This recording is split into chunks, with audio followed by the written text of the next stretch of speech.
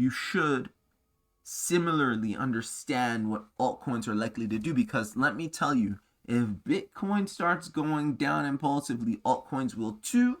But given that this chart indicates that we may have about 10 days, right? And let me finish the last point I made so as to not confuse anybody. Why is the fact that the 25th or in a few hours the full moon is, why is that significant? It's because if you then count 12 days or 10 to 12 days for Bitcoin to retest that midline, guess what? That gives us pretty much a new moon, right? These full moon, new moon cycles happen every 12 to 14 days. So if you have 10 to 12 days, and that pretty much gives you your next top, local market top, then you have a whole lunar cycle for altcoins to go crazy.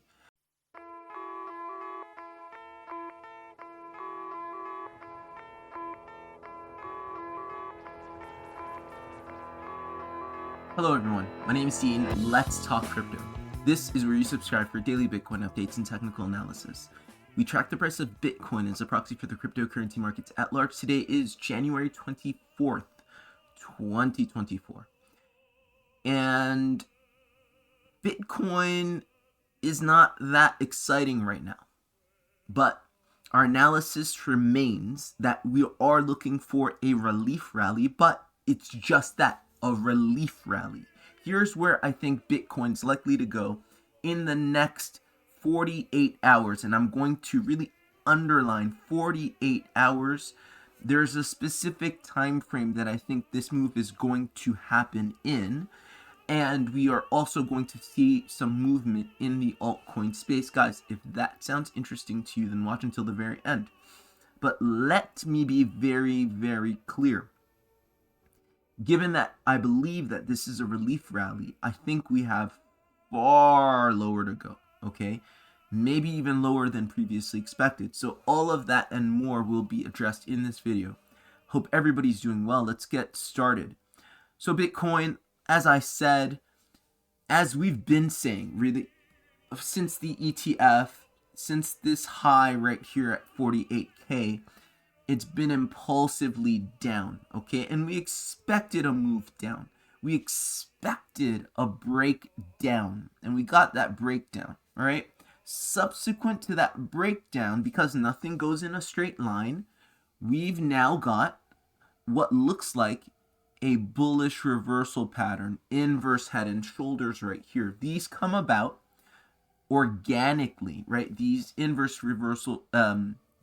head and shoulders, basically like you have to consolidate after a move to change direction, because we know on this channel nothing changes direction just like that. You always need to put in some sort of consolidation, some accumulation before going from down to up, some distribution before going from up to down, okay? And here are some quick examples of that. Here's a little distribution, and here again is our accumulation. Now, where do we think this is going? So like I said, you have what looks like an inverse head and shoulders, and I do expect for our target to be that midline of the channel for a couple reasons. Firstly, we never retested the midline of the channel, and that is very important before leaving a channel. Obviously, you can break down from a channel, just like you can break out of a structure, break out of a pattern, but you always need to retest the breakout before continuing, before proceeding and effectuating the move. Similarly, we had a breakdown.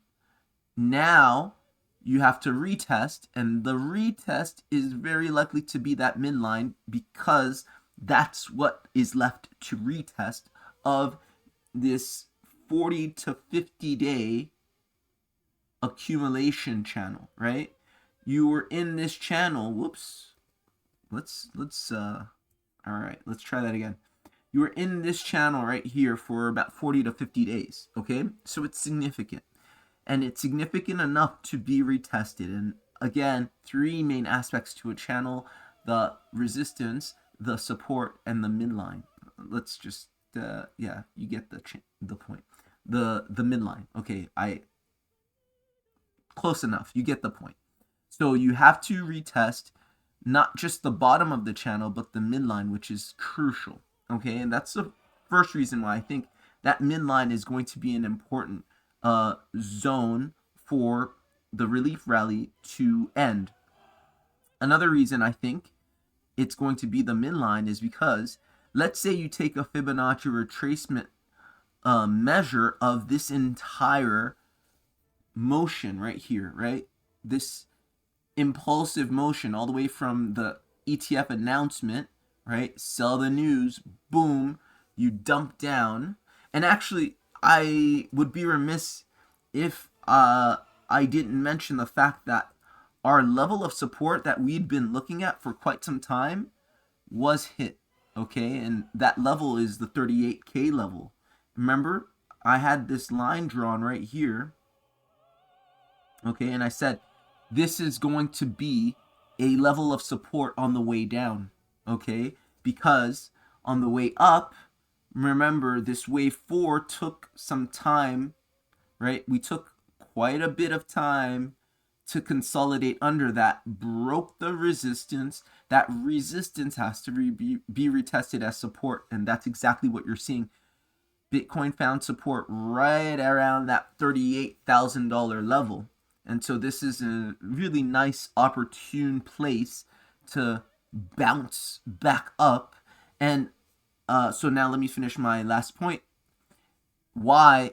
Reason number 2 is Bitcoin likely to retest that midline is because if you take that Fibonacci retracement measure of this drawdown, you can see that the phi ratio at about 44,740 on this chart is almost exactly to the dollar where the midline is. So I think there's enough confluence to state that the midline is very important.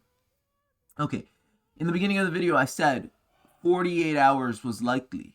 Why do I think this may happen in the time span of 48 hours? Could be wrong, but if you look at, you know what?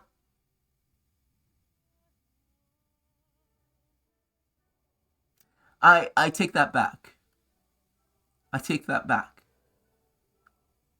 I think it's likely we get a move within the 48 hours, but I don't know that it'll necessarily be complete within 48 hours. And the reason I say that is because if I'm looking at all the time it took for us to come down in this reported 5-wave move to the downside, okay, it may then, in the same way, take 1, 2, let's measure it with the tool.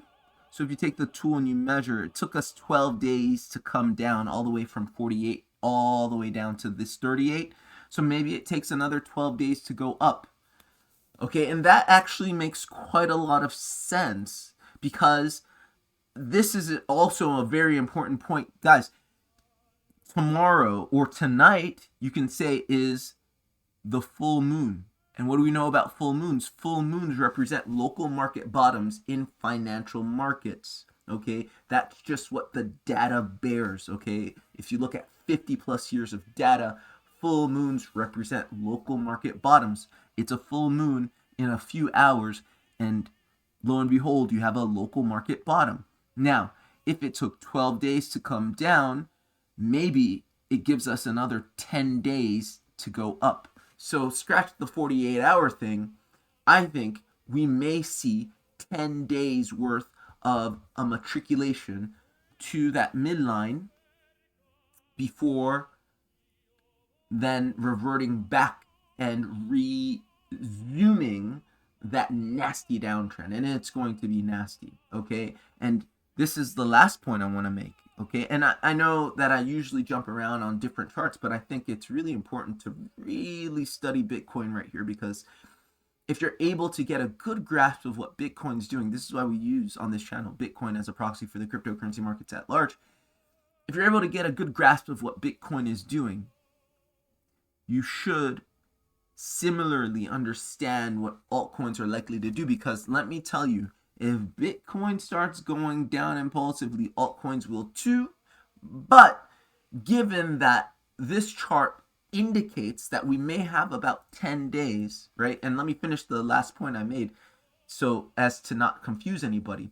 Why is the fact that the 25th or in a few hours, the full moon why is that significant? It's because if you then count 12 days or 10 to 12 days for Bitcoin to retest that midline, guess what?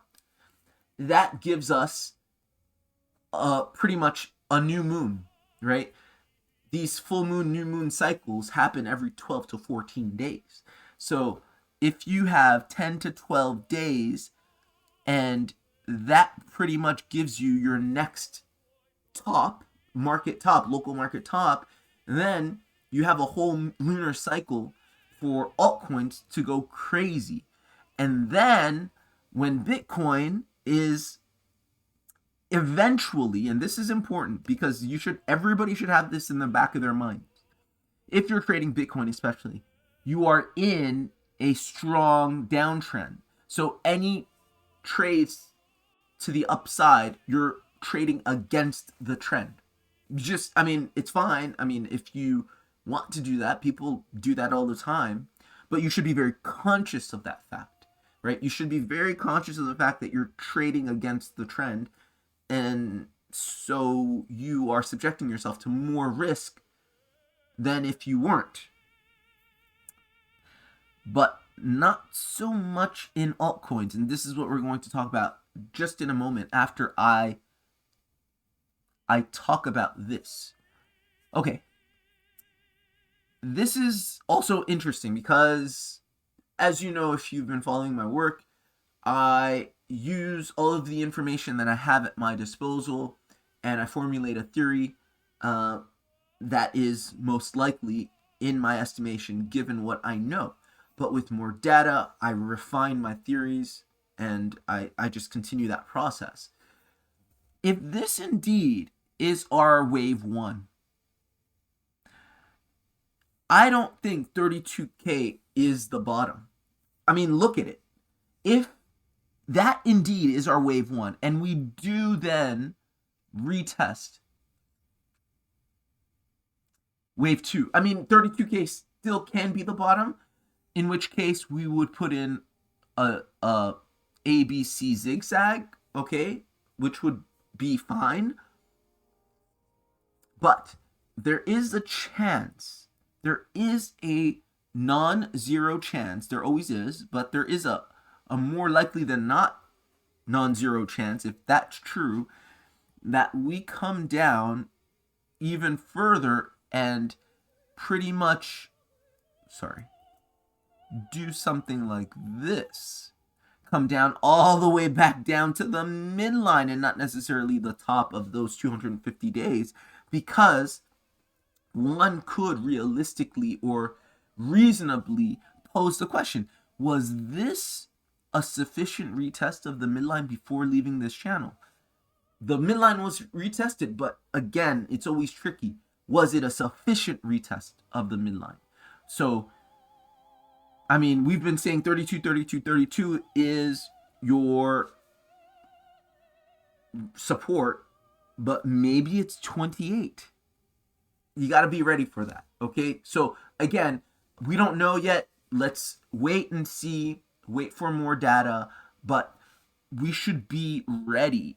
Worst case scenario for Bitcoin to come all the way back down to 28. Now, for the last bit of this episode, we're going to talk about altcoins, because altcoins are poised to break out against Bitcoin. Okay, we've been saying this for quite some time, but this is very true. This is very true. Now, let's look at the total two, which is basically the entire altcoin market. The entire altcoin market in one chart. Now, I think it's very likely at some point soon that altcoins in the aggregate come back and retest this high time frame resistance as support. Okay, so that's just on the high time frame, and we've been saying on this channel for quite some time, some altcoins, they're not bullish because they've already run, but others are close to support, so it's very unlikely that they have far down to go. Okay, just as an example, you can look at Cartesi, and there are plenty of examples of altcoins that have been running one by one on people's watch lists. So let's go to the larger chart. Look at Cartesi, for instance. Just look at this high time frame chart. You can see here a rounded bottom, which doesn't mean 100% that it's ready to go, but does give an indication that there's a likelihood that it is ready to go, ready to break out, right? Because rounded bottoms designate extremities, they designate bottoms, and rounded, formations designate tops. So maybe right here, that move, that 50% move up, was a real move, and you're likely to get a continuation of that to the top. Okay, and so if in the next 10 to 12 days, 14 days, altcoins do in fact break out against Bitcoin, which you then should see Bitcoin dominance finally do something like this, right? Finish whatever it's doing here, top out somewhere, and then start to break down, you will indeed find altcoins zooming. So Bitcoin basically matriculating very slowly back to 44,700. Meanwhile, altcoins going crazy. Okay?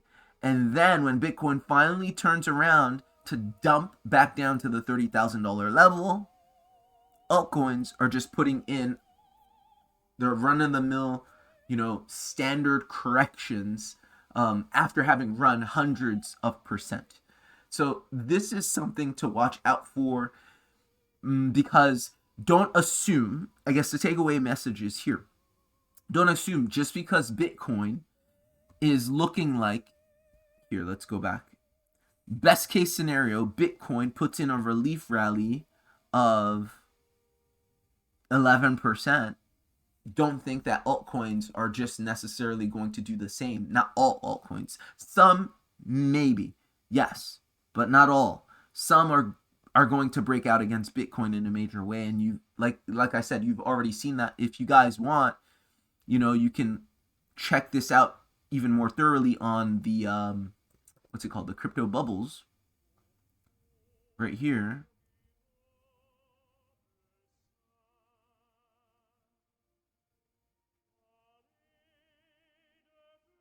And you can see that some altcoins this month, right, we're almost finished with January, but some altcoins have been going crazy. Okay, and this is 500 and 600. Let's go 200 to 300. You can see, some altcoins have been going crazy. Not all, not most, but some. Okay, so do expect for that to continue. All right, there's no reason why it shouldn't, especially if Bitcoin dominance does what we think it will do, what it's likely to do given its chart formation. Guys, that's all I've got. Like, share, and subscribe. Buy me a coffee if you feel inclined, if you find value in these analyses and you want to give back and support the channel. I greatly appreciate it. And I hope that you're doing well and that you're profitable in these market moves. Take care. Bye.